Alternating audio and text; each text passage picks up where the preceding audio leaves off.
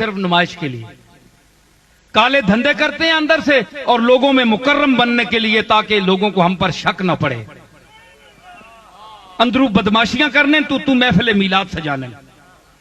سمجھ آئی؟ اللہ کا واسطہ ہے سنو رسول اللہ کی نعت. ان لوگوں سے کیوں سنتے ہو؟ پیشہ ور لوگوں سے. تمہارے منہ زبان دکھتی ہے، تم خود کیوں نہیں پڑھتے؟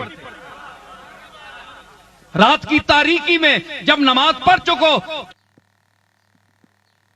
اللہ سے عرض کر کے کہ میں اب تیری بارگاہ رسول میں حاضر ہو رہا ہوں، مجھے اجازت دے کہ میں نعت رسول پیش کروں.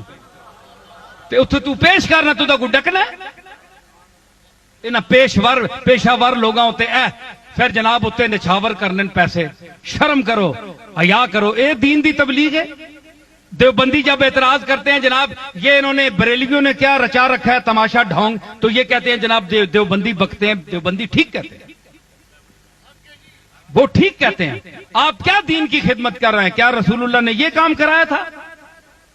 آپ غور کریں، آپ حضور کا منشا دیکھیں، آپ کا مقصد بعثت دیکھیں کہ حضور نے تعلیم دی، آپ نے معلمین کو پسند کیا، آپ نے صحابہ کو درس دینے کی تلقین کی.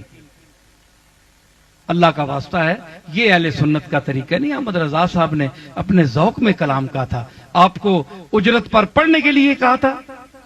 احمد رضا نے کیا کوئی اجرت لی تھی؟ ثابت کرو کہ احمد رضا نے کوئی پیسے لیے ہوں.